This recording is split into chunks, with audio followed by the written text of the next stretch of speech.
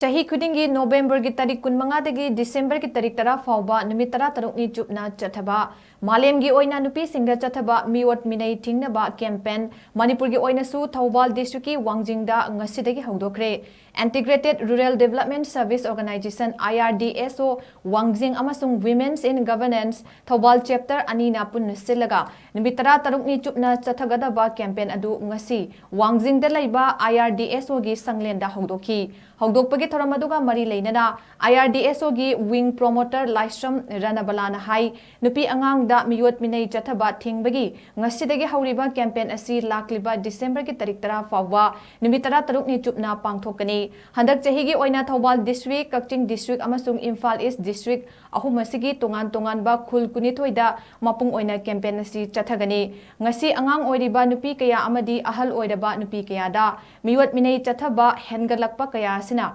campaign asi tangai fadana chathadaba yaraktre nupi bu tha wanga thamli hainadi hairaga miyam tinba maphamda nupi da khuthaba loinana khutlai paidiba kaya na nupi da phuba inba kaya tobiba asi IRDSO amasung wing THOUBAL na akanba mawongda condemn tawi haiki ngasigi campaign hogdokpa du da wing promoter Maibam Menaka Mayengbam Ibemcha Nazima Fundrei Mayum Momtaz Begum Rebecca Laisram Khangembam Bimika na chingba thomi kya su saruk yaki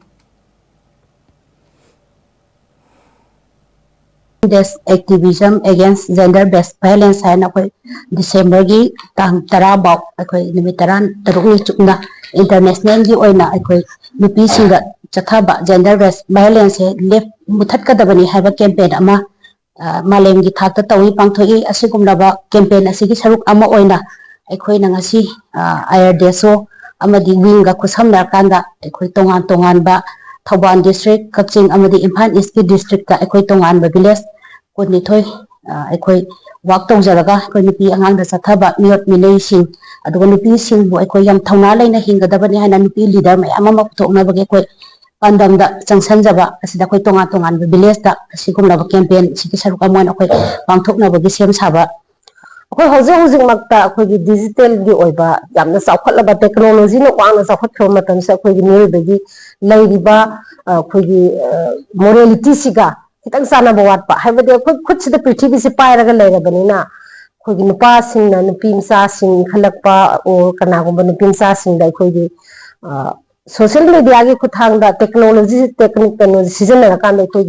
emotional blackmail sana kanda nupi kaya amagi punsi mang khida basunate aduna akoina sigumba mayam se akoina puthoreba thim siga sanana akoina village tawjagadoi base nupi sing siga khanana no matamda leadership ki matangda nainagani adege akoina nupi angang da chathaiba ot anai se akoina matau kam haina loisangadage or family da sunupi angang domestic violence chathariba mayam se akoina matau kam hai tawraga nupi sing se kanminagadage haibagi khongjang ne akoina chathagadoi ba si